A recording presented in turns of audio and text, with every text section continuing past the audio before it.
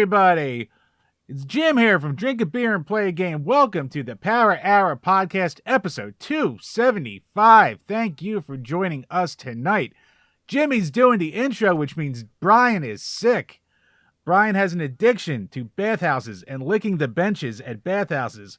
So this is why it happens a couple times a year, but goddamn Brian just doesn't show up and he goes, "Oh, I have a cold." It's totally believable. So instead of Brian, we have a guest tonight. Our first guest in a while, actually, now that I got my fucking router and computer fixed and all that stuff. Was that a minute in? Is YouTube going to kill this video? Whatever. Doesn't matter. None of this matters. So, he has been a buddy of the page for a long time. He comes to us from the Krooked Does Stuff channel. He's our boy Krooked. Dude, how you doing? I am doing, I'm existing, raising a new puppy, and, that, it's kind of like a kid. I don't get sleep. I'm cleaning up a bunch of shit all over the floor. This is the life, I guess. Also crazy, moved across the country. I'm an East Coaster like you guys now, so, acclimating to all that, the last year has been wild. So moving from, let's hop into that first. So moving from Reno to fucking to Maryland, basically. We're not going to say the whole thing. Actually, on the screen right now is his address. So culture shock. How does it feel to go from like two completely different sides of the country, basically? Like, do you really feel it as much as people would expect it to? In ways, yeah. So weather is probably the biggest thing because in Reno it's dry, it sucks, extreme hots, extreme colds, just shit. Here in Maryland, it's actually pretty temperate. Like, the colds aren't that bad. It rains a lot, which sign me up.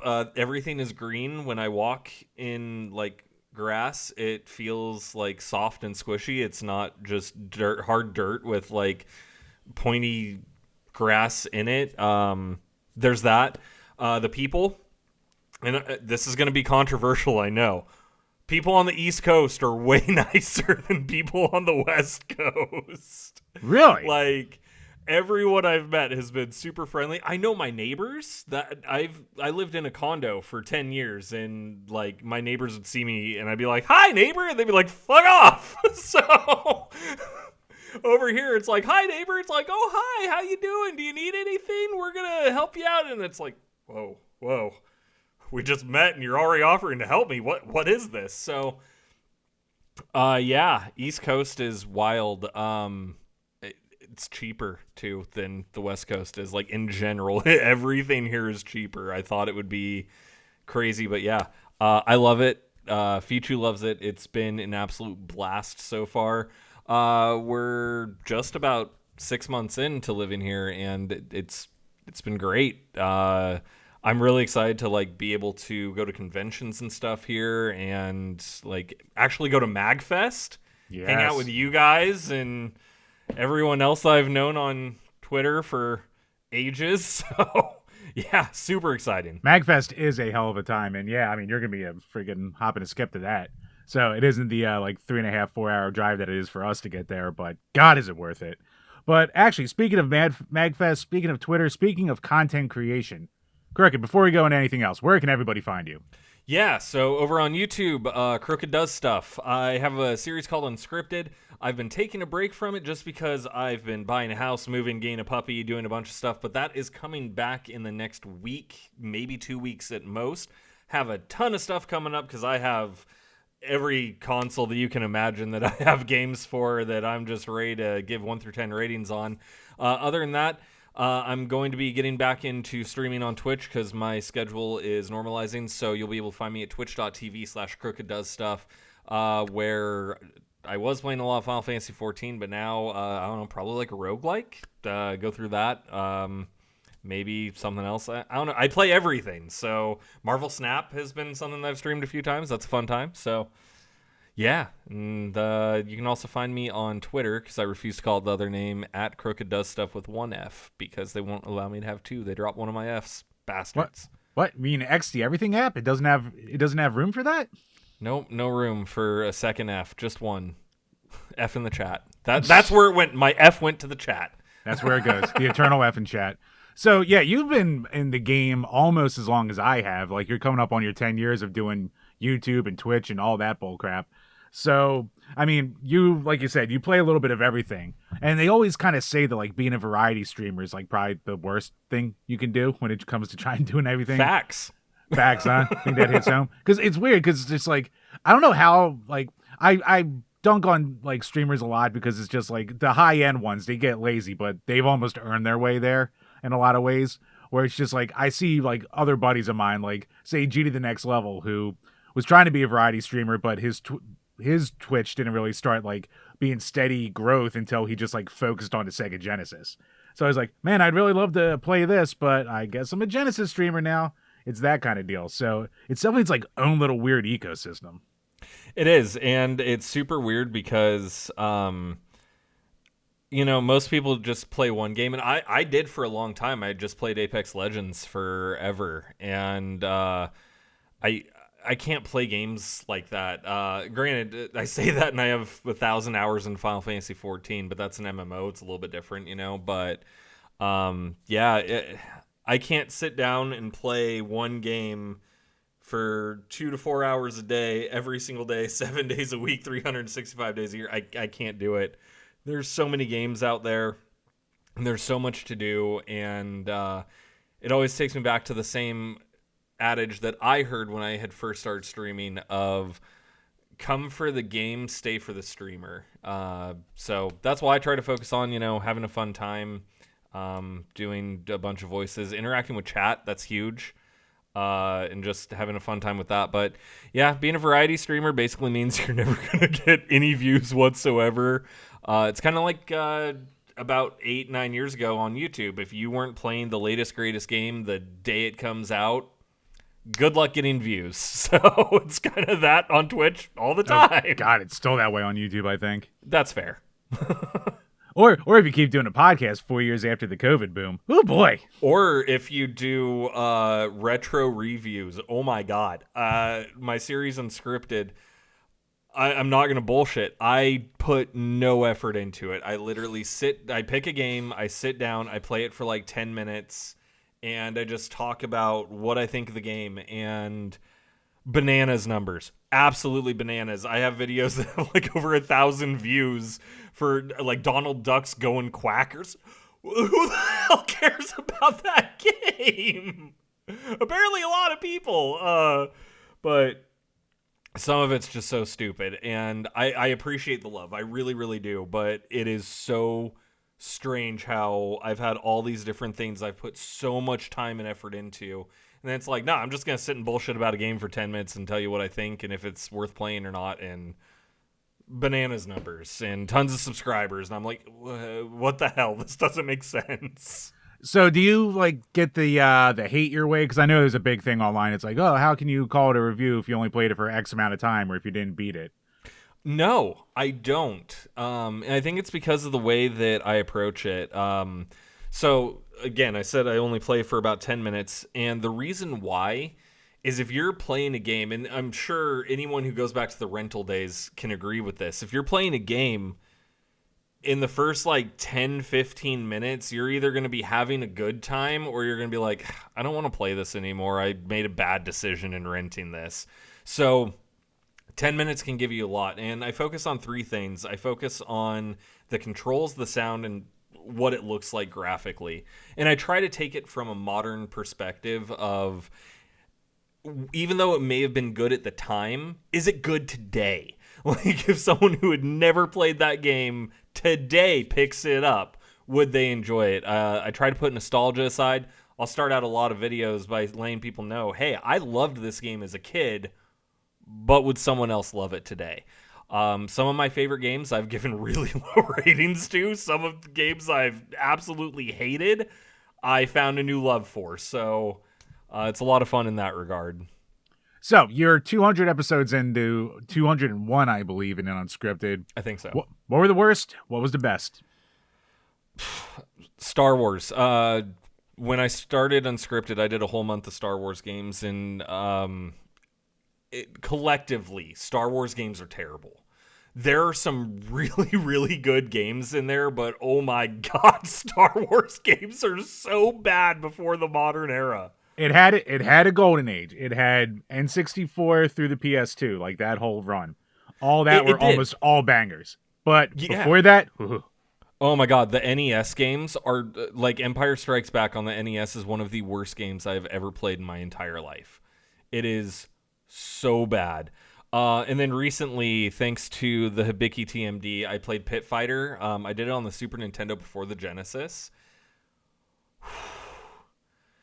Wow, the Super Nintendo game is bad. The Genesis one is actually pretty decent and fun to play, but the Super Nintendo one is a dumpster fire on its best day.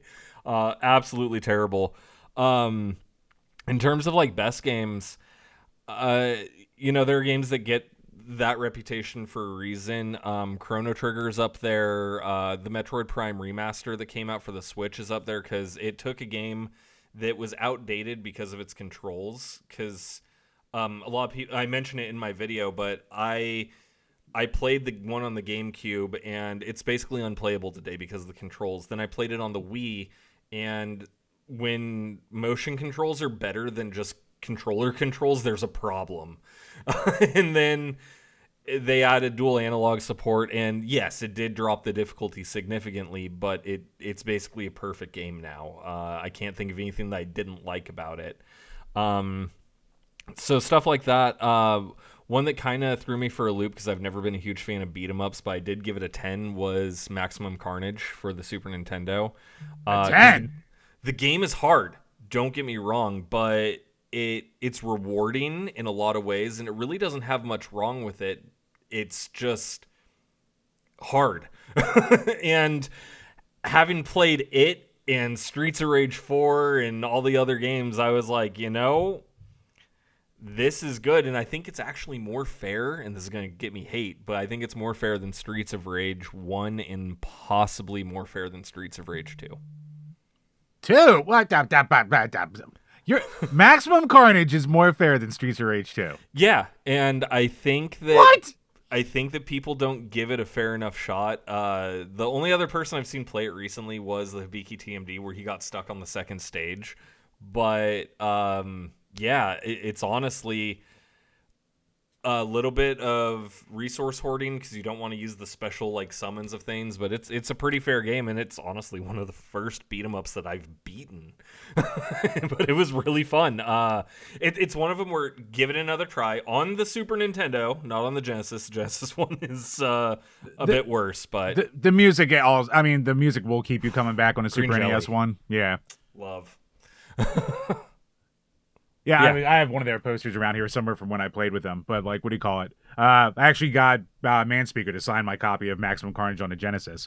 But yeah, no, I mean, like, holy shit, dude. Like, I know you're off the earth, but holy shit, you must be fucking high right now. You're saying it's goddamn.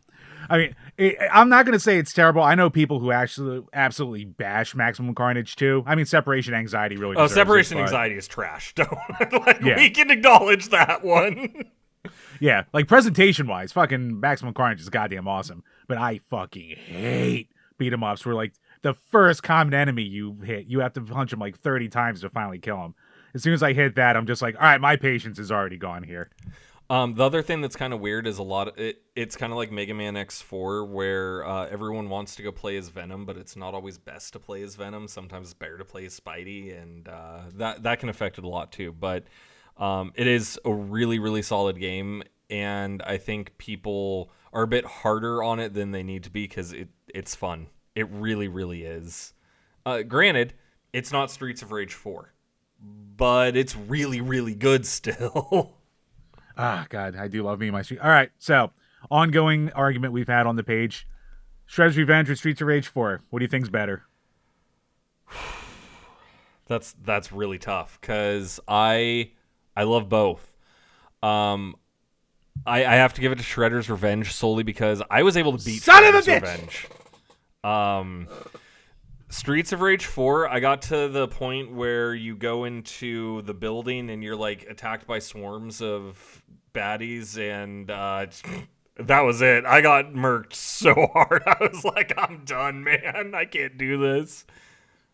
I mean, sometimes you might just gel with the game too, because like I played it and I was just like, this is everything I've ever wanted in beat 'em up. I like Shredder's Revenge. Don't get me wrong, I do like it, but as I'm playing it single player, I'm like, man, this is boring the shit out of me. It's good, but after like a couple levels, I'm just like, all right, it's one of those where you need to do it multiplayer, or it's not fun.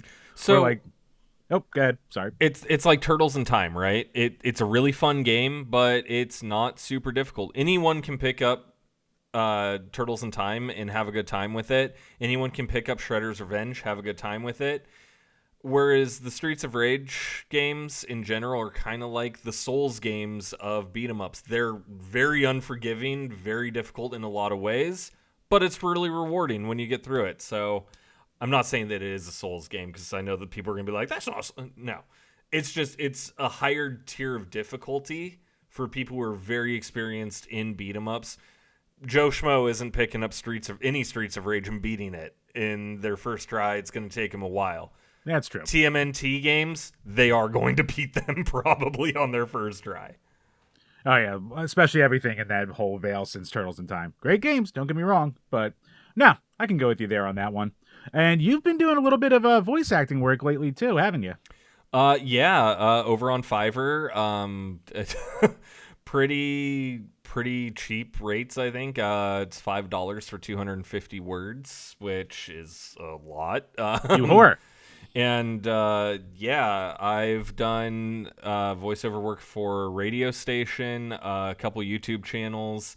One of the biggest ones that I got recently was a lightsaber building company reached out to me, and they're like, hey, can you do a voiceover script for one of our ads? And I was like, hell yes, I can do a voiceover for one of your ads. I fucking love lightsabers.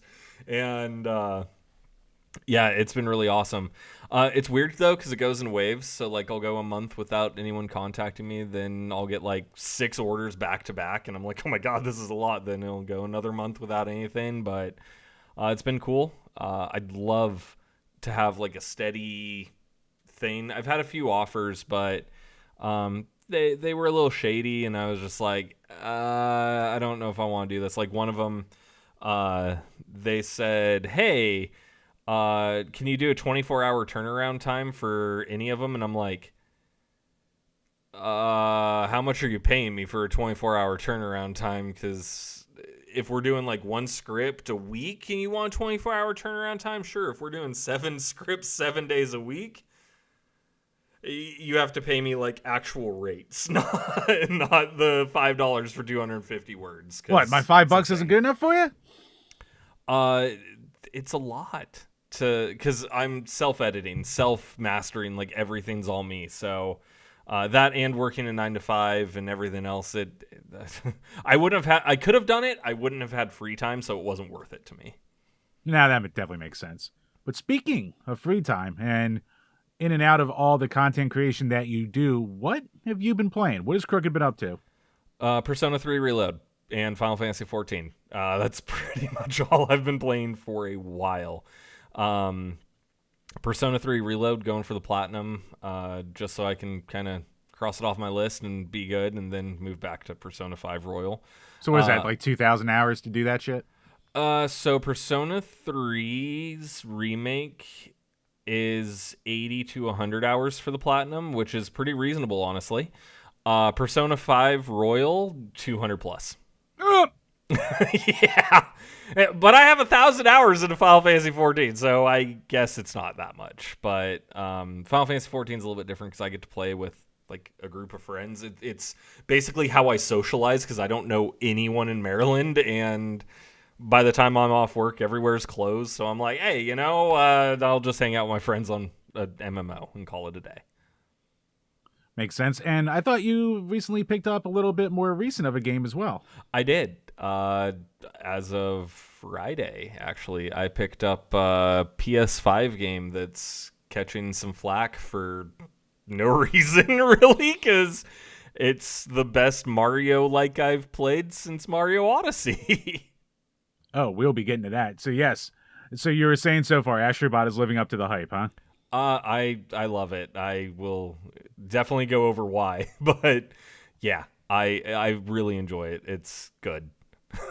Yeah, I mean, I basically like creamed my pants over Astro's Playroom, and that was just a stupid tech demo, really. What a game for a tech demo, and what a love letter to the fans of Sony the entire time. Just that was a platinum that at the end I was so happy about getting that I was just like, I'm satisfied. Set my controller down and went and slept well that night. Like it was that kind of an experience. Yeah, I'm just playing. I'm just like, this is just a delight. Like, there's no other word I could go for with that. Yeah. There was a couple frustration points in it, but I mean, that happens with every game, right? Right. Especially when they're trying to shoehorn like every gimmick of the DualSense into it. All the shit that like every game dev will just stop doing half of it after like the first year anyway. Oh, I'm gonna mention that later too, because Astrobot is yes. All right, we'll be getting to that when the time comes. Basically, there's a lot of Sony stories this week, so if you like your Sony bashing or your Sony praising, this will be the episode for you guys. And yeah, for me, I finished up finally the main story mode in Postal 2. That's a Patreon review, so making my way through that. Old game. Good old 2003 goodness. Nice silencers on the guns, huh?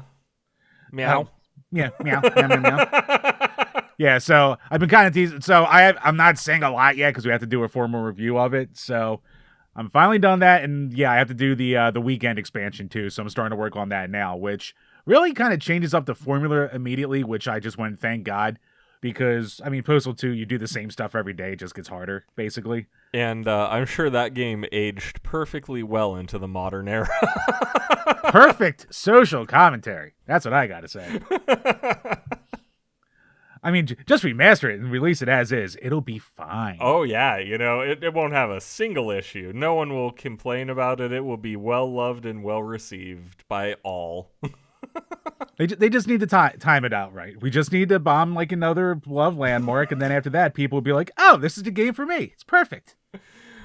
Oh, Postal. I remember that was like the controversial game back then, and now it's like, I don't even know if it's on the list of controversial anymore after all the other stuff that's come out. So I mean, you never see anyone talking about it for the most part.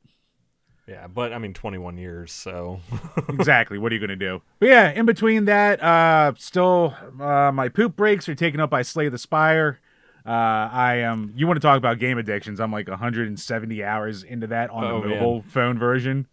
Every flight I've taken in the last year and a half, I've done two things every single flight. I've put on the Has Been Hotel soundtrack on repeat and shuffle because fuck, what a soundtrack. And I've been playing Slay the Spire in airplane mode. Just Slay the Spire, listen to Has Been Hotel, and it's been great. Every time passes the time, I get to the destination, I'm like, great, can't wait. Then hop back on a plane, do it again.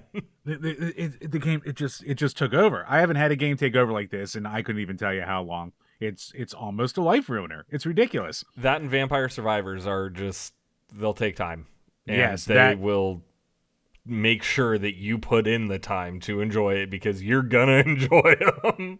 Games that are both that good and addictive also shouldn't play perfectly on mobile phones because that's just mean. Yeah, that's it's a dangerous combo. Yep. So yeah, that was a mistake putting it on there, but my God. So yeah, I'm at Ascension 20 with the defect, and I'm just like, once I clear Ascension 20 with him, I'm taking it off my phone. I'm getting my life back until I find another way to waste my time.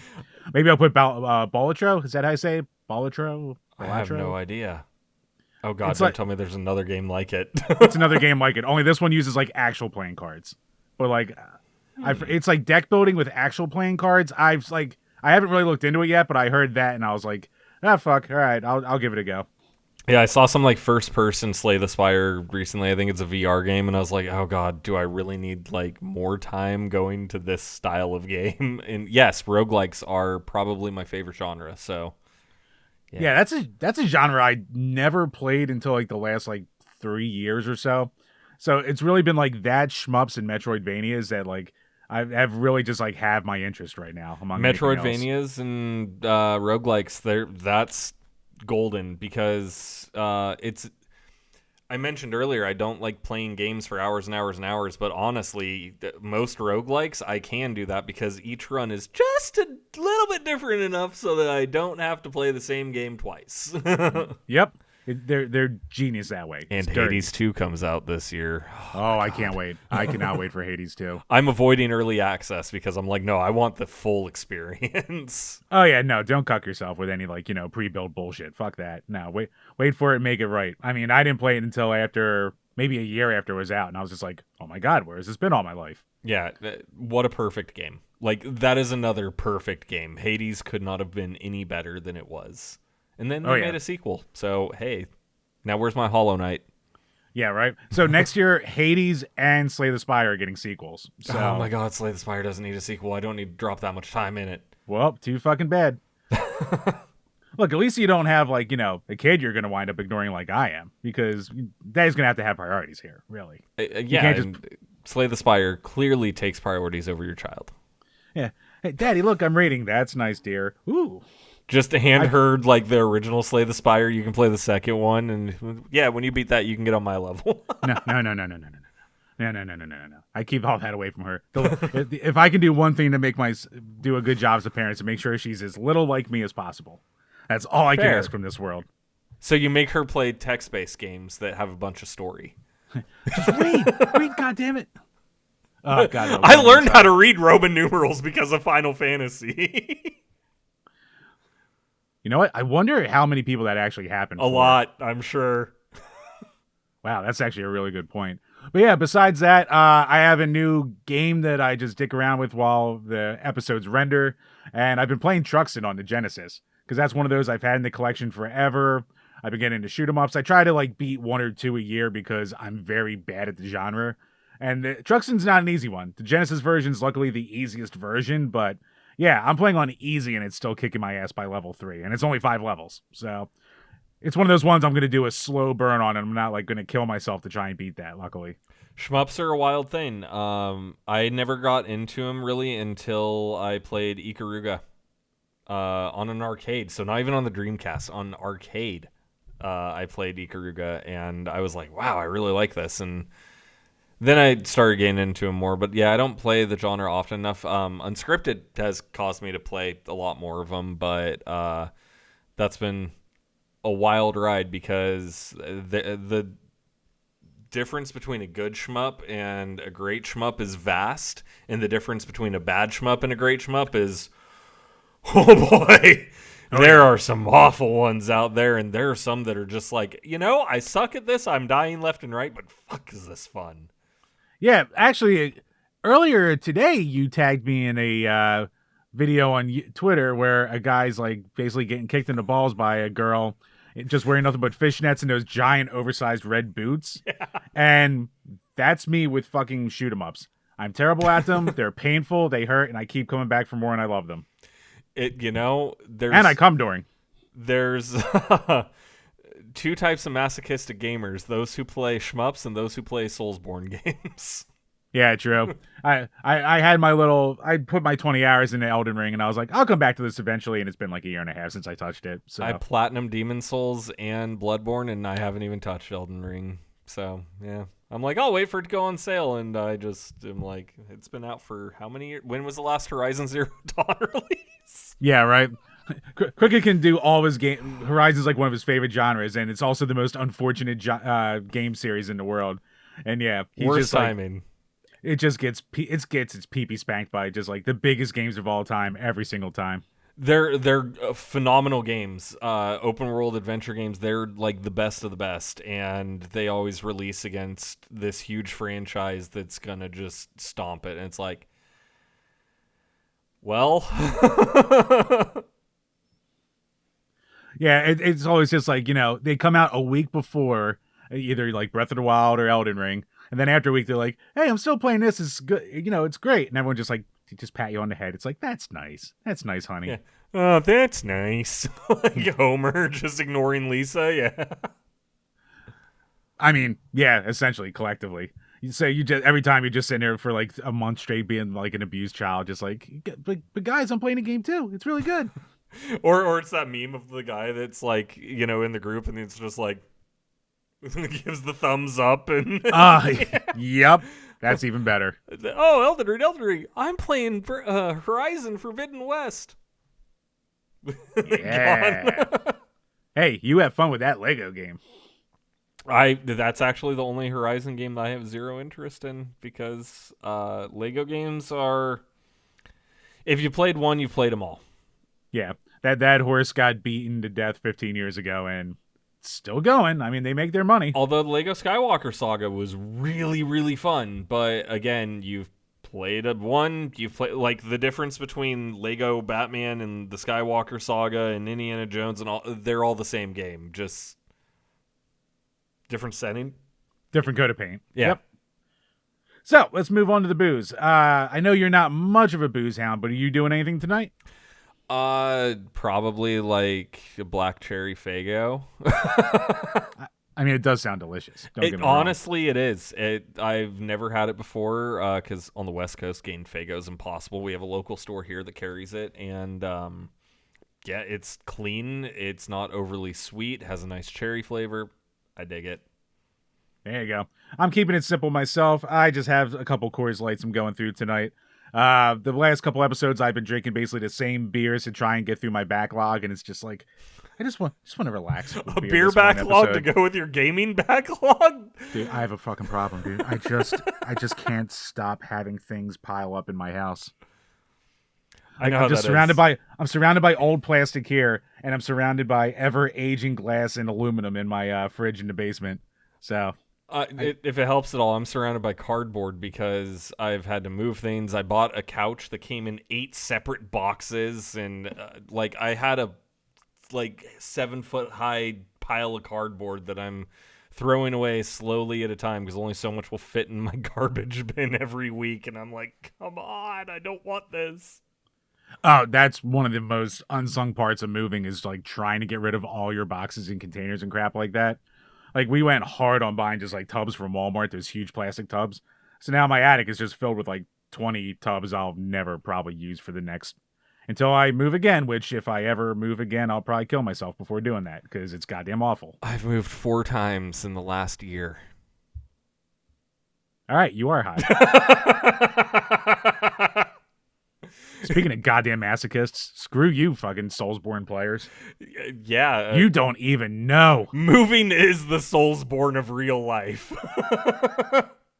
Oh my god, that's awful. All right, my heart goes out to you, man. I'm done, though. Yeah. I'm done. I own a house. I'm done. Especially with rates these days, there ain't no flip-flopping anymore. Yeah, no. But yeah, so we all need a little help, especially with all these moves. So a little financial help goes a long way, and one way to do that is over at patreon.com/DrinkABeerandPlayAGame, where for as little as $2 a month, you can ask a question and we will answer on each and every single one of these Power Hour podcasts. So first up from Colin Wysong, how much beer would a woodchuck drink if a woodchuck could drink beer? 42. I mean, how can I argue that? And then it would keel over dead from alcohol poisoning, but still 42. God, I wish that were me. Go drink like 2 bottles of Everclear. I think you'll have a good time for 5 minutes. Oh, dear God. Now, I've been singing the praises of Milk Thistle and Liquid IV. Time to really put that to the test. I've heard that Liquid IV stuff is like amazing. It is a godsend. And I've been like taking this herb. I've been taking Milk Thistle after a guy I never met before at a bachelor party said, hey, this will make sure you don't have a hangover. And I went, okay, right in the mouth. And it's really... It's a thing that bodybuilders apparently use to keep their liver clean during like steroid cycles. So yeah, I'm doing steroid cycle liver cleaning for my alcoholism. So I'm doing good. I mean, hey, whatever works. And you know what? I have not had a hangover all goddamn year. So, I mean, and people who know me and listen to the show, they know what my hangovers are like. So it is, it's a miracle drug. I'll put it that way. Next up from Leo. What is the most annoying video game character and beer mascot? God, that's rough. There are so many. I mean Bubsy. Bubsy's bad. His voice is bad. His design is bad. Bubsy. I mean, Slippy's too easy. Everyone says Slippy. Slippy has a charm, though. Like, he's a frog, but he's not bad. And sometimes he gets shot down and dies too, so that helps. Yeah, and you can shoot him down and kill him. So, I mean, even better. You do get that catharsis. Man, how the hell did I just say that? The catharsis. Oh my god, a voice actor I will never be. But what's a video game character that really annoys me? Like Navi. Navi's annoying, but like it never really annoyed me that much though either. Fuck, that's actually really, really hard. You know what makes it tough? When you pay attention to dialogue in games as little as I do, you don't have enough time to get annoyed by it. So I'm just more used to hearing the eternal click of my button as I'm just mashing it to skip through these fucking cutscenes. So yeah, I'm actually the worst person to ask when it comes to that. Cutscenes are the worst. Wait, what's that? Cutscenes are the worst. Oh yeah, terrible. Cutscenes, story, don't need it. Is it nice? Sure. But I mean, maybe I'll go like I'll tag in my wife and say Waluigi because her and I play a shitload of Mario Party, and sometimes I'll just play as Waluigi because she can't stand as he just goes the entire I'm kind time. of over the Waluigi era. It looks like that meme kind of died. It's been a while. Thankfully, we can go back to the like sassy Luigi era. I liked that one. That was good. Yeah, well, it seems like I forgot about sassy Luigi. Oh shit! Yeah, we can bring that back. it went to sleep a little bit. We can bring it back. It's always welcome at the party. True, but yeah. So all right, fuck it. I'll go with Waluigi, and then beer mascots. You know what? Fuck it. Even if he wasn't an official mascot, goddamn Pitbull, because I've bitched about it before. He ruined the 2014 NHL season. Every goddamn commercial break was that same Pitbull Bud Light commercial. And it went on for an entire season, and I'm still scarred to this day. So I don't even pay attention to beer commercials and Pitbull, just because I've never heard so many songs from one person that are the exact same song before. I mean, how can I argue that?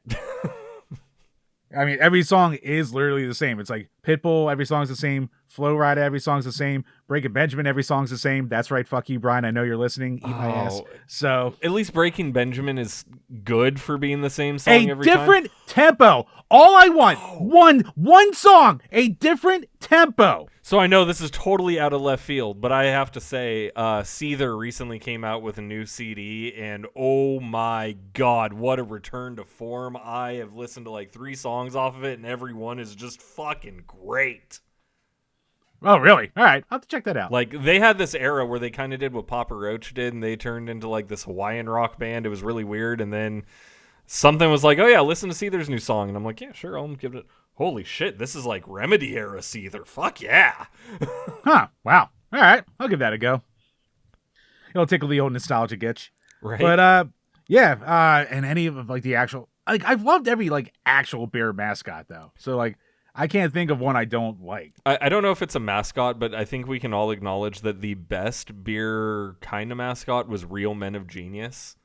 Oh, yeah, by far, by a mile. My buddy who is in Australia sent me like a compilation of those the other day, and he's like, oh man, have you ever seen these? I'm like, have I ever seen these?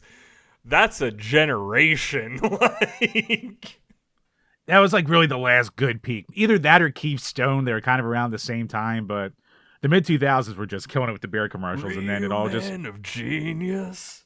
It all just went away. There's nothing now. Yeah, they were good though. All right, moving on. Last up from Bird Retinas. What is the coolest poster that you've ever owned, and do you save them? Colonel Fancy. Oh man. Yep. Go check out the Game Fix show. So I have a lot of like movie posters because I like the actual movie things. And my favorite to this day is gonna be Spider-Man 3's movie poster. Like, that's my favorite. I love everything about it. Cool ass poster. Movie could have been better, but I love the poster so much because it's just classic black suit Spider-Man sitting in the rain. It's iconic. That is a good one. My favorite one is going to be from Ozfest 2001. It's not a great poster on its own. It's just like Satan flipping you off and all the bands are listed on the side. But it's nostalgic for me, and I don't even think I have it anymore. Fuck. But I think it just like got destroyed in a move.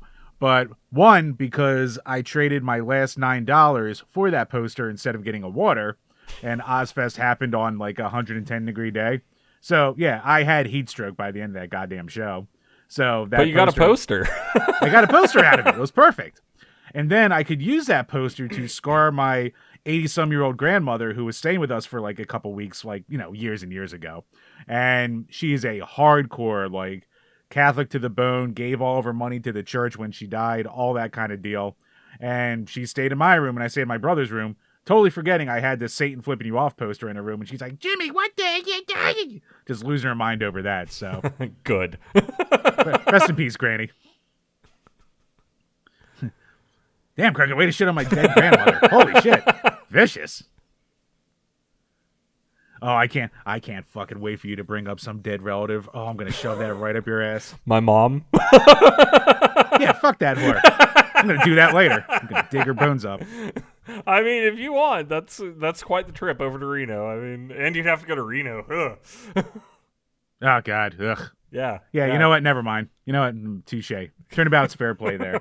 But yes, that wraps up the Patreon questions for this week. A very dark ending to the Patreon questions. But we thank you again for all the support. Make sure to head on over to Patreon to get those, check out those tiers, get your questions in. There's game review requests, movie review requests.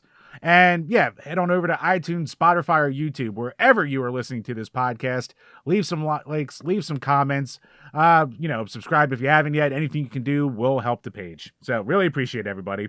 And again, make sure to head on over to Krooked's page. Links will be in the descriptions on whatever platform. Check out the Fiverr, check out the YouTube, give them some. I'd appreciate it. Yeah, and if you need voiceover work, not only do you get these nice tones from just my normal voice, but I do a ridiculous number of impersonations. Like the last time I counted, it was over 20. So, all right, give the people a little taste. woo! I really like the Drink a Beer and Play a Game show. Yeah, it's one of the best, especially that Brian fella. Yeah, I'm not a big fan of Jim, but I'm sometimes. hanging this fucking call up right now. I take it all back. Don't give him your money. Give it to me. Yes, give him your money. It will be fantastic. $1 billion. Oh, the topical Dr. Evil. Look at that. But now, I mean, you heard the man. He does some good work over here. And I also like Jimmy's mom. You know what? Right back at you. You can have her. Have fun. I mean, I can't go without a Carl Weezer in there somewhere. I mean, if you can do it, you just got to whip it out, right? Yeah, always whip it out. Speaking of whipping it out like Nintendo whips out the goddamn lawsuits, because after months of speculation and going, how hasn't this happened yet? They are finally going after Palworld and their developer, Pocket Pair. So go ahead. Yeah, I saw it coming. I mean, everyone was like, oh, Nintendo's going to sue them tomorrow. No, lawsuits take time. They need to be solid. They need to be like, we are going to win this. Because if you go without all your cards in order, it's not going to happen. And Nintendo waited. They got what they need. And I fully expect Palworld to get absolutely smacked. I had this conversation yesterday with someone. They're like, has Nintendo ever lost one of their lawsuits? No, they haven't. Yeah, I can't really think of the last time. I mean, okay, so maybe the Mario Party thing, but that wasn't Nintendo suing someone. That was someone suing Nintendo. But I don't think Nintendo has ever lost a lawsuit. Yeah, I'm trying to think of a big one. I know wasn't there one with all the rentals or third-party monopoly shit back when Konami had to make Ultra games and all that stuff to get around the rules. I forget. I think there was one little. Maybe you're right. Maybe they haven't lost anything. Jesus yeah, because I think they won that, which is what caused Ultra games and all that. Jesus. Yeah, litigation. Shout out to Drewski because he is a very solid resource on it. But yeah, I'm not surprised in Nintendo saying it's a patent thing that they're going after, not the actual not designs. Copyright. Yeah, that's a huge deal because I mean Nintendo has patents for days. But if I had to guess, they're gonna start going forward with it, and the attorneys for Palworld are gonna be like, settle out of court, because you will lose. Yeah, I mean, there's no way it's like, well, yeah. So going back to when it released, like literally everyone out there went, Nintendo's gonna sue the ever living shit out of this. Like I think every single person on Earth looked at it and went, oh, this won't last long. And yeah, to your point, like if you really want to have your ducks in a row and you're not some shit dick, like the game came out in like what, January or February, I think. Like it was early in 24. February or March, yeah. Okay, yeah. So now we're at the tail end of September. So they did their work for a good 6 months, and like you said, they're going for the patent side of it because we talked about it a couple months ago. Nintendo are just patent whores anymore for anything they have. Like when Tears of the Kingdom came out, I think there's a report that they filed a couple hundred patents for like different gameplay elements, which is just like insane to think about. They just filed a patent for 32 gigahertz wireless chip inside of their next console, which could be like full body motion tracking. So yeah, they're big on the patents, and they usually follow up at some point, or they have something out there eventually for it. But yeah, I don't think it's gonna go well for Palworld's creators. Although they might, do a play action and be like, oh, we didn't do all this. It was the fault of this group or these people that we hired to do it. And then that might take some of it off. But I think that it's going to end with them settling because they're not going to have a choice. And they're probably going to have to make some pretty significant changes. But the game's in early access. So, they can do that. And then everyone who bought it just gets screwed. If they were smart, they should be like, goddamn Sweet Baby Inc. came in and told us to change the gameplay around like this. That's what happened. They got like, you know what? If you're just going to lose anyway, just go to that corner of the internet and get that rabid fan base behind you.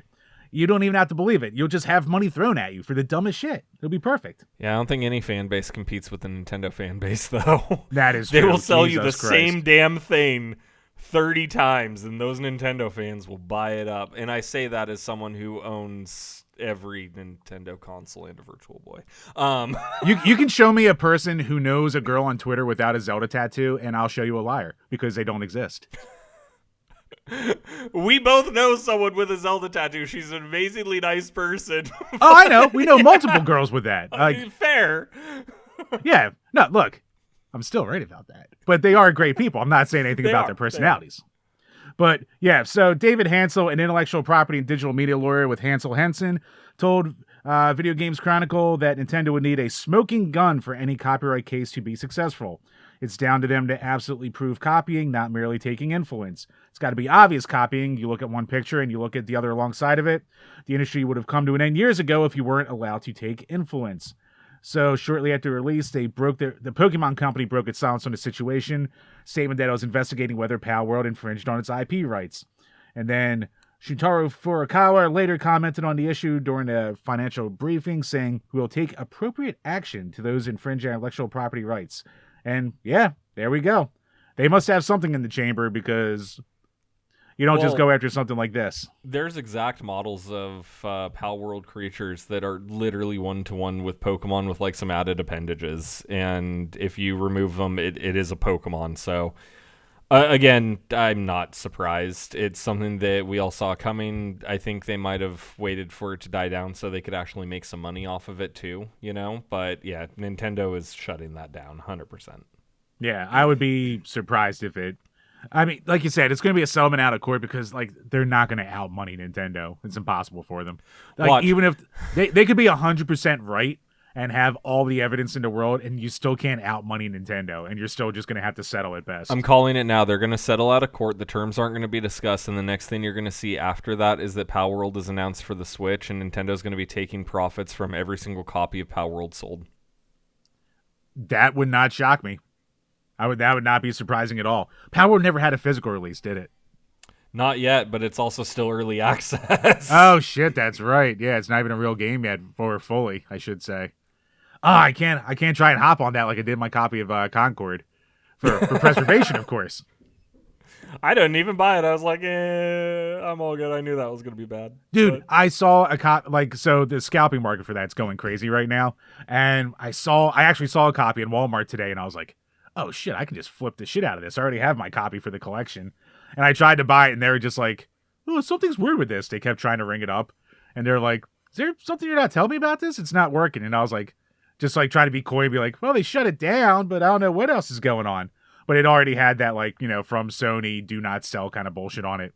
And they wouldn't give it to me either, bastards. Hey, it's okay. We can always rely on our Green Lava Studios collection that we both bought that's worth less than it was brand new, even though it's sealed and no longer sold. Sealed, no longer sold. And you know what else? No interest. God, last time I fought for the April Fool's Day at Limited Run Games. Ugh. I stopped buying games from them a long time ago. Although, it's funny. The owner of Limited Run Games doesn't have me blocked, but Limited Run Games does. And I've thought so hard about talking shit to him, and I'm like, no, I won't push that envelope any further. Yeah, exactly. Unless you're going to make it like you're the anti-limited run guy. It's like, you have to make that either your whole bid or just you're going to be dealing with a headache. That's not going to be worth it. They're just going to block me again, so who cares? That's a good point, too. With how many people they block all the time and all the legions of haters they have out there. And not entirely undeservedly so. But yeah, that's goddamn Limited Run. We bring them up all the time because they're great for content. But speaking of content, speaking with a game littered with content is a game that we brought up earlier. Good old Astrobot. And it seems to be getting like universal praise. Everyone who's played it says it's great. It's sold a bunch of copies, even though there's some reports that saying it's still a disappointment, but that's just Sony being insane. But for everyone out there who loves it, someone's always got to be there to shit on the parade. And goddamn if Kotaku doesn't take the reins on that every fucking goddamn time. Oh my god, Kotaku. Kotaku, it's a commentary article, and it says, Astrobot's soulless devotion to the Sony brand is a real problem. Team Asobi's made a wonderful PS5 platformer, but its corporate core does it no favors. So this was written by Cole Cronman, and basically he's saying, it's one of the most entertaining and depressing games I've played in ages. It's loud, unrestrained explosion of creative energy. It's an antiseptic corporate product drowning in brand fellatio. A shining example of what current-gen first-party games can be, a dreary reminder of everything they're not. PlayStation is dead. Long live PlayStation. God, I hate these articles where the writers like to hear themselves talk. Has he played a Zelda, Mario, or, like, Halo game? Have you ever played a Mario Kart? What about a Mario Party? Smash? Do you Smash? Have you ever played Smash? Right? Like, Smash? Oh, man. What a stupid fucking article. The tech demo, I always forget the name because I always just called it Astrobot. Astro's Playroom. Yeah. That's a love letter to PlayStation. And for anyone to think that this game wouldn't be another love letter to PlayStation is just dumb. Because it is nothing but a love letter to PlayStation. I won't deny it. A lot of people who've known me for a while know I am definitely a Sony fan. I like PlayStation as a brand. I like their products. Understatement.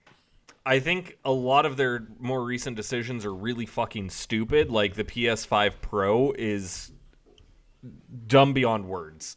That being said, Astro's Playroom, or Astrobot. I have a 75-inch QLED TV.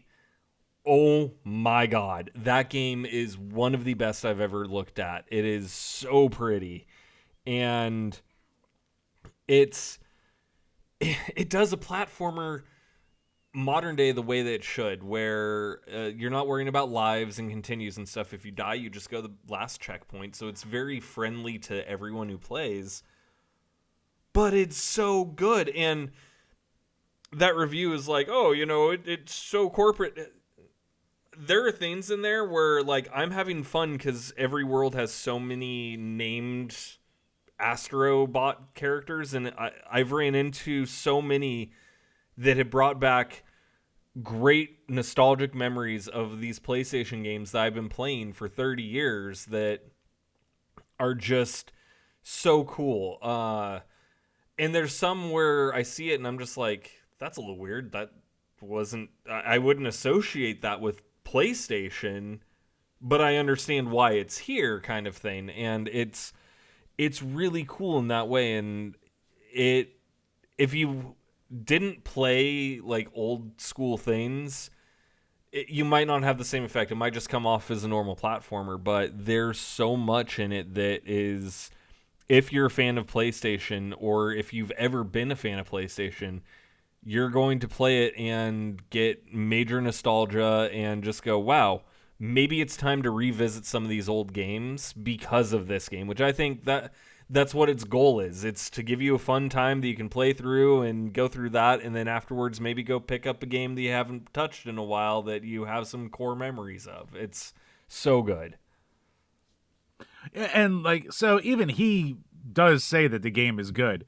So he says it's actually good. I didn't expect it to be, because relentless trademark fetishism isn't usually where good design lives. This whole article is just a big ball of get over yourself. Kotaku in a nutshell. Basically. But I abide by a strict self-imposed rule. Do not develop strong opinions about games you haven't played. So after firing off a few grouchy tweets, put my money where his mouth is, I stand before you now, wide-eyed, repentant, my frigid hater's heart thawed by the sheer corporal pleasure of really good jump to proclaim Astrobot's the best 3D platformer Sony Interactive since Ape Escape 3. So, I mean, yeah, he does love the game, but he just spends the whole time just bitching about how it's like, okay. Ape Escape 3? Wow, that is... Wow. Yeah, I mean, like, he didn't even go Little Big Planet. Like, that was, like, the PlayStation mascot for a whole generation. Yeah, a generation and a half. Yeah, like, going back to Ape Escape 3, that's like playing Street Fighter 6 and being like, oh man, I haven't had this much fun since Street Fighter 2. It's like, did you forget 4 exists? Like... Yeah, and it's just like, he starts talking about the stories like, the goal in Astrobot is no less impersonal. The story hinges on the recovery of several internal components for, literally, a giant PS5, referred to as the mothership. It's all way too promotional, too inexpressive. The game's identity is brand identity. Dude, fuck off. Like, can't a game just be silly and happy and good and colorful and bright and fun? And like, it uses everything that Sony made their controller for. You played Astro's Playroom. Yep. The haptic feedback in the DualSense controller feels so good in certain points. Like, wind will blow and it feels kind of like wind blowing on the controller, and like water, it feels kind of like water. It like, obviously your hand's not in water, but it has kind of the same feel. It goes back and does all these things that none of these developers have done, because no one's developing games for the PS5. They're developing PS4 games and then upscaling it for the PS5. And then this is a PS5 game, and it's doing what a PS5 game should do. Yeah, I mean, it's God, like, it's doing everything. Like, you're not going to get, we were talking about earlier in this episode, most systems bail on all the gimmicks, and if they do have a shitload of gimmicks and try to show them off, the game normally sucks. Like, this isn't fucking 1-2 switch here. This is goddamn like an actual true game that you can get real fun out of. So he goes on to talk about how, like, oh, it seems like, a soft testing ground for future small-scale first-party Sony titles. It's like, well, I mean, Playroom was at first, so, I mean, I guess learn about the system you're already bitching about. And two, it's like, he goes on to talk again about Ape Escape and RoccoW. It's just like, all right, man, you're the guy who wants to be the smartest in the room with the deepest cuts. Like, this is coming off as to me. So, I mentioned it earlier, there's a bunch of different characters that you can pick up. I'm not going to tell you any of them because, again, it's a nostalgia bomb, and if you know the character, you're going to love it when you see a character that you know and love. But the way that it's spread out and everything, it becomes kind of a guessing game of like, oh, I just got this one. Some of them are super obvious where you're just like, oh man, yeah, that's so-and-so. And then you kind of think back of like, when did I play a game with them in it for the first time kind of thing, which that was huge to me. When I played the first one, something that really got to me that I wasn't expecting is, so you go, for those of you who haven't played Astro's Playroom, each section is divided into a part of the PlayStation history in a specific console. When I played through it and did the original PlayStations, there's a scene where it does the original PlayStation splash screen and has the sound and everything. And I won't lie, I teared up. I was just like, wow, I wasn't expecting this. It's kind of emotional because I remember every game. I remember the first time I played a PlayStation and then finding all these characters. It's so similar to that. There's all these characters and it's just, oh, yeah, they're from this game and I remember that. And it's so good. It's done so well. And you don't have to go like collect every bot or anything in the same way in Super Mario Odyssey. You don't have to go collect every moon. But it rewards you by doing it, by giving you a really satisfying nostalgia boost. Yeah, and it's just like here's where like I think this article misses the mark, like in general, just besides just like being like miserable for the sake of miserable. He spends the last like maybe like 20% of the article talking about like how Sony used to make games like Parappa the Rapper and like the history behind it, the developer who made it, how it went through the system. And he's like sad that he doesn't think that a brand loyalty game like this will lead to another Parappa. And it's just like, motherfucker, have you played games in the past 10 years? How copy and paste everything is? Like, everything has been a first-person shooter or a Souls ripoff or an open-world adventure game. That's all you get anymore in the AAA space. Obviously, there's a couple outliers here and there, but, you know, like more general kind of, you know, action platformers maybe, but, like, you get the same type of games again and again and again and again and again. Yeah. Where a quality mascot platformer, yeah, it was beaten to death in the 90s, but you can count on one hand the number of quality ones, especially new characters that have come out in the past 20 years. Like, and with this, I think it's actually going to do the opposite because the love of it is going to go, hey, Sony, you don't need to spend $60 million on the next hit game. You just need to make something that's fun, that people can really enjoy. And I think it might even be a bit of a litmus test of like, hey, can we come out with something that's more old school style, like 10, 20 hours tops game and have people enjoy it? And I think that this is proving that it's time to bring that era back. Yeah, if you're going to dump $400 million into a game with characters that no one wants to beat off to, while it's ripping off a game where everyone beat off to the characters, why don't you just, you know, go, oops, that didn't work. Why don't we just keep it simple? Why don't we bring it back to the good old days here? To what, like, put Sony on the map was all their goddamn platformers. I mean, obviously it was a whole bunch of things for the original PlayStation, but, like, how huge was Crash and Spyro in the early days? Even fucking shit like Croc. Like, people remember that. People still go, like, you can see an old head. Gex? I mean, yeah, it was born on the 3DO, but no one remembers it from the fucking 3DO. No one had a 3DO. It was more, with goddamn inflation, it was more expensive than the PS5 Pro is going to be. So it's just like, yeah, it's just like, if that's the kind of games you want back, you should be celebrating a big success like this. Like, fuck. Yeah, and the whole thing is again, it's nostalgia while giving you modern, fun gameplay too, and it nails it. It's honestly one of the most relaxing and fun games I've played. And the other thing is, you don't have to be a hardcore gamer to play it. You can just play it. It's fun for anyone. And yeah, it's like there's something good about just being open and just like a good relaxing time. And another thing that drove me nuts was like all the defenders of the article, because you would see like articles or, you know, the tweets here and there of people going, no, nothing sets the gamers off more than a benign article. It's like, this article is not benign.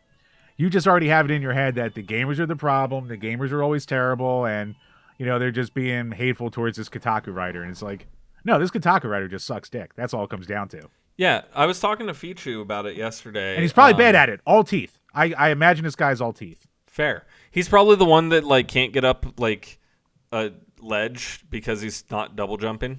Oh god, that class. That's an old reference. It's amazing that that's an old reference, but it does feel, it's not that old, but it feels like a forever ago in internet life. Right.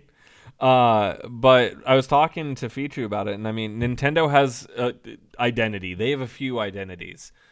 Xbox completely lost their identity. Their identity now is Game Pass, which is like, okay, so it's other people's games they can give away. Like, that's your identity. Sony needs an identity again because they lost Sackboy and Little Big Planet to a bunch of endless DDoS attacks, and I mean, they beat Sackboy into the dirt too. They did. But this feels like they're trying to reestablish the identity, and Astrobot's one that can easily be like, hey, we can put him in games. We can also just have him be the cute mascot that shows things off. And that controller, can we talk about the Astrobot controller? That thing's fucking cool. That is a cool looking controller. And the like LEDs on the touchpad, it's so awesome. I just wish the controller was more reliable. And I say that as someone who worked at PlayStation, damn it. Dude, the DualSense fucking blows. It sucks. Like, it is simultaneously the best and worst controller at the same time. It's best because, I mean, the triggers are phenomenal. The haptic feedback is phenomenal. The feel of it is just, oh my God. Yep. And then you get stick drift like 2 months in, and you're like, fuck. You get stick drift. You get, like, I have one of the older ones, so, like, my bumpers aren't, like, or the triggers aren't like always reliable to like register the inputs. It's just like, God damn, how did you fuck this up? Yeah, and I get it. Besides the stupid liquid metal heat sink around the GPU, that ticking time bomb. Oh, great job, Sony. Even that's if you have your console flat, you're never gonna have to worry. You stand it up though. Too bad every picture hasn't stood up. And Sony's done that since the PS2. But every single console has had issues with it standing up. If you did it in the PS2, it would cause disk wobble. It would break the entire disk drive. If you did it in PS3, it would basically do the same thing. And then, yeah. Don't stand up your consoles. Yeah. Unless it's digital. And even then, you still probably shouldn't stand it up. Look, I know the Red Ring of Death is a meme, and deservedly so. But goddamn, Sony has been marketing their consoles on how to break them for 25 goddamn years. They have, but their failure rate is really low. I do have to admit, because I mean, I got calls about PS5s that would break, and a vast majority, I mean, like 99% of them were people who put it in the most enclosed little space they could and just nuked their poor PS5. Oh, mine's on top of my microwave. It's fine. I don't know what you're talking about. I put things on my microwave and it started smoking, so, yeah. I'm just saying, obviously, it's a piece of shit, but yeah. So, yeah, fuck this article and fuck this guy. That's all I have to say about that at this Pretty point. much. I think he just has a hate boner for Sony, which, don't get me wrong, again, I love Sony. I love their products, but the hate's deserved when it's deserved, and Sony deserves hate for a lot of the decisions they've made in the past few years. This is not one of those times. So, I mean, speaking of times to hate Sony and to be mad at them, as of this recording, we're recording on the 23rd, so of course tomorrow's going to be a showcase for the goddamn PS5 And I'm sure it's Pro. going to be absolute shit, but that's just because that's been Sony recently. Dude, all their presentations suck. It's always like, oh, I should wait to watch the presentation for the news, and it's just like, they barely tell you anything, and it's just stuff you already know. Like, Sony leaks are like 99% reliable for the most part too. I mean, Silent Hill's going to be in it, I'm sure. Yeah. Other than that, it's probably going to be like a couple indie games. The new Metal Gear Solid, which is funny because I have the Metal Gear Solid 1 collection on the Switch right next to my desk. I opened it. I haven't even done anything with it. I'm just like, I got it for $10. Whatevs. Yeah, I have it. I haven't touched it yet. And I was like, earlier in the year, we were going back to you when you were like streaming like a hardcore motherfucker. Like, we had this idea to like go through 5 franchises and like beat every game in a franchise.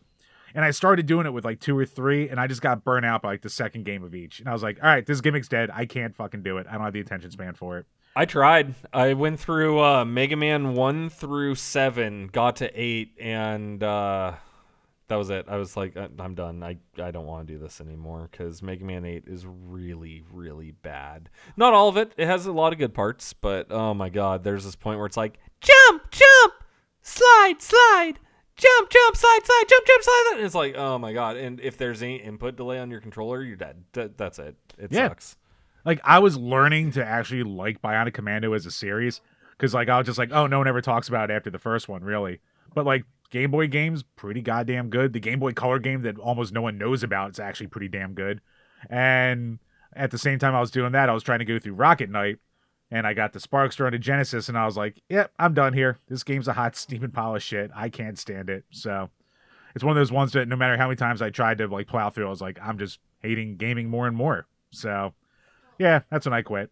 So yeah, like Metal Gear was on my list. I was like, Metal Gear Solid's a gaping hole in my gaming history of having played anything. I maybe went through the first disc on Metal Gear Solid 1, and that's it. But I'm just good. like, I'm sure it is, but it's just like, maybe one day. I don't like stealth action games, so like Siphon Filter, I'm just like, ugh. But yeah, Metal Gear Solid 1 is fun. Sons of Liberty, I had to remember, because there's like 2 or 3 different versions of Metal Gear Solid 2, and yeah, they're fun. Snake Eater is fun. 4 is a movie.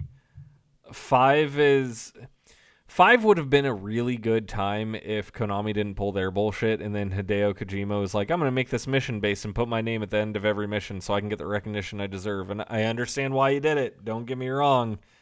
But it kills the immersion in the game so hard.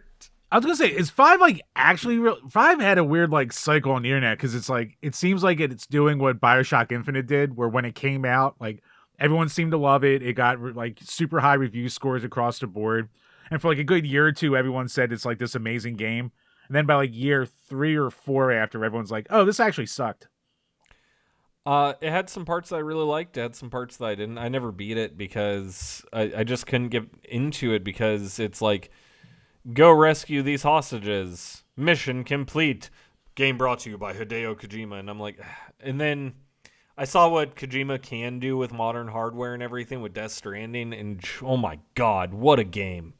What a game. It got shit on a lot. It's so much more than a walking simulator, and it's honestly really, really good. I don't regret playing that at all. A lot of people I know who like really gave it a chance. Like, it took a while for them to get sucked in, but once they did, they're like, yeah, this is one of the best games I've ever played. Yeah, 100%. It's in my top 10. I think it's actually still in my top 5. Yeah, it's great. So yeah, I mean, so there's, you know, a good decision that Sony should do more of, or you can do bad ones like a mid-console generation life update that's super expensive when you barely have any games for your system, and you can also make the little collector chase versions like the PlayStation 1, PlayStation 5 Pro, which is going to be limited to 12,300 units for sale. And plucky people on eBay have decided, hey, I will sell my services as a reseller. For 10 grand, you can pay for me to try to get you a PS5 Pro, PS1. So, this article comes to us from comicbook.com. And yeah, PlayStation users can pay 10 grand for someone to attempt to buy the PS5 Pro 30th Anniversary Edition.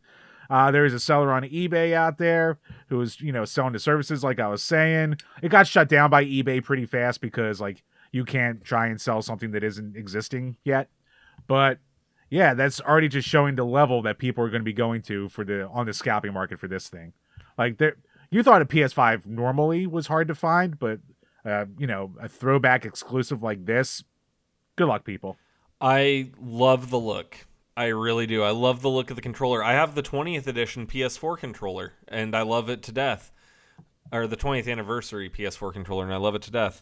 That being said, I think the entire refresh is stupid, because when we got the refreshes of the PS2 and the PS3, it made sense. Both had been out for a while. We had games that were literally pushing the hardware to its limits. And it was really, really expensive, and they were like, yeah, you know, let's kind of reduce the price and make it affordable for everyone, get more people into the ecosystem, and, you know, really have a good time. The PlayStation Portal, the PS5 Pro, all of it, it's all stupid, and it very much comes back to like Sony when the PS3 launched, where it's like, okay, you guys are ahead, why are you getting greedy instead of, giving gamers what they want? And at the same time, they're letting PlayStation Plus suffer quite a lot because there have been some pretty decent games that have been released recently, but overall, just the decisions they're making right now are 2006 all over again, and it's like, this is stupid. I understand you're outselling the Xbox 3-1, but That's not an accomplishment like it was back then. yeah, because Microsoft doesn't care about their console. They're like, oh yeah, you can play anything on the PC or on the Xbox. Cool. They don't care if the Xbox sells. And Sony's like, oh well, ha ha ha, we are winning. It's like, yeah, beat Nintendo again and then say you're winning, because I mean, put the PS2 against any Nintendo console and PS2 is won. But Yeah, head to head. Yeah, I mean the Switch might beat it, but it's gonna be close. That'll be a photo finish. yeah, and it's dumb. And I say this as someone who loves Sony, who wants to see the best out of them. Nothing they're doing right now is in the best interest of most gamers, and it's kind of like the greedflation thing, but for consoles. And there's a lot of stuff that is coming out that just is, if you're into very niche genres or games, yeah, get a PS5. Other than that, if your PS4 works, why bother? Horizon Forbidden West was kneecapped by the fact it came out on PS4. God of War was kneecapped by the fact it came out on PS4. Final Fantasy VII Rebirth is absolutely spectacular. We should have at least 20 games at that level right now, and we don't. What? You've got the 2 Final Fantasies and Astro and Yeah.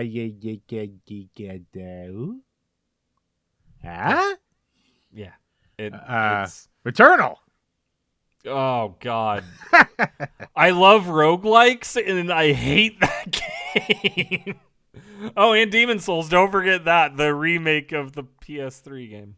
Yeah. I mean, wow. Way to... I mean, I better make sure I buy that separate disc drive. How the fuck do you have a mid-generation refresh and you make it more expensive with less features built in? I can tell you why the disc drive exists, and the way they're marketing it is stupid as the way that Nintendo marketed the Wii U. The disc drive being sold as a separate device is so that everyone who currently owns the digital version can go buy disc-based games and play them on their PS5, so that way they pay less for games. That's all that it's for. They're marketing it as for the modern console, but it's not. It's for everyone who owned a digital that went, fuck, I should have just bought the normal PS5. Oh, for everyone who bought the digital PS5, you mean? Yeah.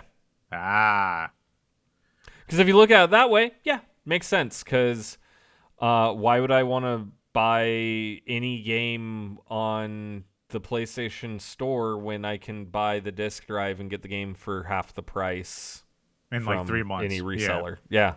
And wasn't on the launch PS5s, wasn't the disc version only $50 more? 100. 100? Oh, all right. So yeah, you're only paying $80 more now. The other thing, and the other reason they bought it, is if your disc drive dies because your kid decided to put peanut butter in it. That happened way more than it should have, and I know because I used to get calls about it all the time.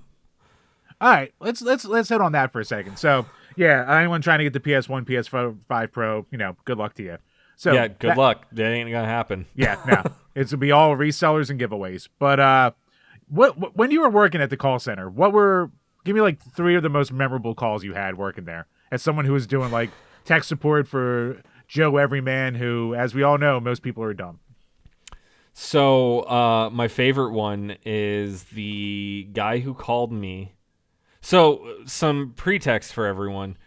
We can see at PlayStation, and we aren't allowed to talk about this while we work there, keep in mind. So if you call, they can't tell you this over the phone. We can see the reason you were banned, exactly what you said that got you banned, and we can also see if you've downloaded and played a game. Those are really important things to keep in mind here.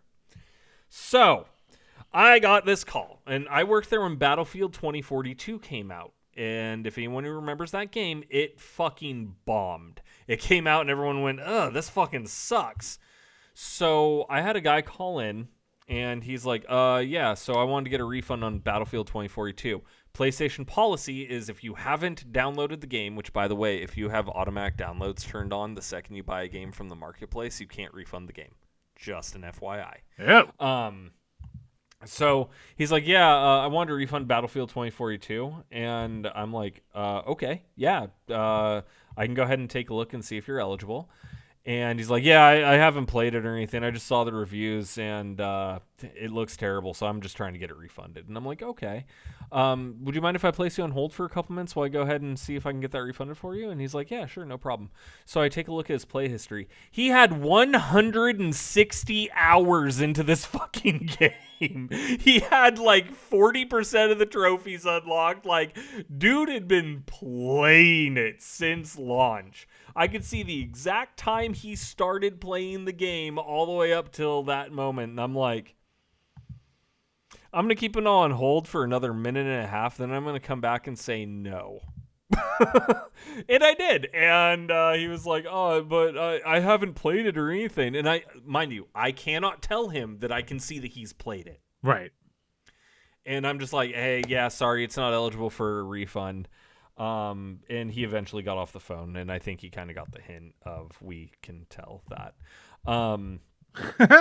Second most memorable was a guy called in because he got banned permanently. And the reason why... Sure, classic whoopsie. Classic misunderstanding. He made severe racial remarks with intents to harm people. And so it's up to discretion of the agent, but we can tell you why you were banned.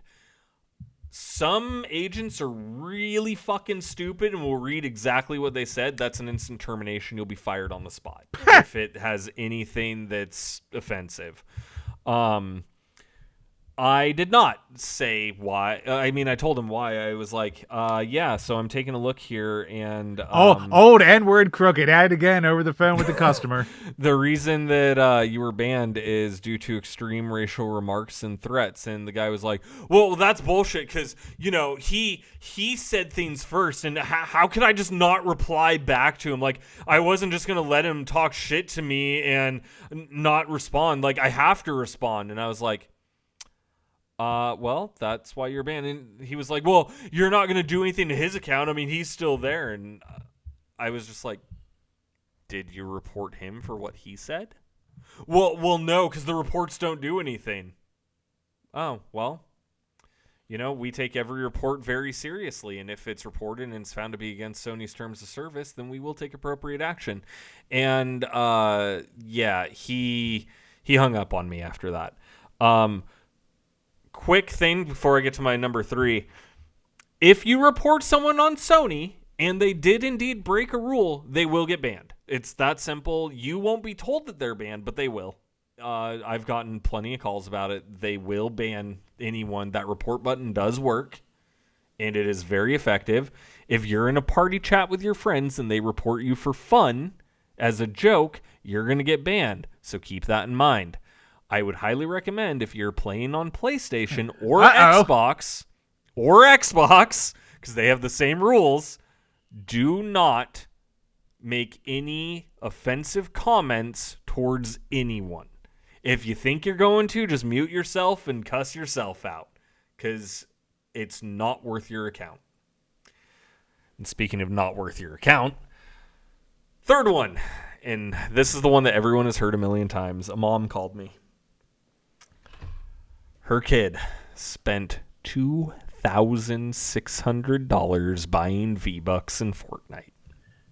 Real quick to cut you off, that just happened to Brian with his son, but it was only about $100, $100 or $200. Hey, parental controls exist for a reason. Get it done. Just lock him out completely. Jesus, don't even put your credit card anymore. Correct. So not the first time it happens, Sony will usually refund you one time if it happens. If it happens again, that is your fault. Entirely your fault. So she calls in, she mentions that, and I take a look. She's already had a refund for it. And I mentioned, hey, I apologize. There's already been a refund issued for this. It was for like $50 the last time. I'm like, we're not able to get that refunded. And she's like, well, I mean, that's $2,600. That's a car payment. That's a mortgage payment. I can't pay this. And I said, I apologize. Unfortunately, we have parental controls on there. You don't have to keep a card on there. You have to take steps to stop this. And it doesn't appear that those were taken, and we don't have a way to refund. And she's like, well, I'm going to call the bank and let them know that this happened, and they'll do a chargeback, hopefully. And I said, okay, you are more than welcome to do that. I do want to let you know, and this is good information for everyone, if you do a chargeback and your bank approves it, your PlayStation account will be permanently and irreversibly banned, and any content you've purchased on it will no longer be accessible to you. Wow. Now, is that an IP ban or just a profile ban? It is a profile and serial number ban. Ew. Yeah. You can actually get the serial number part of it dropped by contacting Sony and proving that you bought it third party. So if they went and traded in at like GameStop and you can send us a receipt showing you bought that one, yeah, we can reverse that. But that profile will never, ever be unbanned. So any games that you've bought, any DLC that you bought, anything like that is gone forever. Gone forever. Throwback. The all digital future. Beautiful thing. Yeah. So don't do chargebacks. Keep in mind, Xbox has the same exact policies as PlayStation. So, hey, that is good to know. See that? Come to the Power Hour podcast. It's not just always dick jokes from me. It's not just always casual racism from Brian. Sometimes you goddamn learn something.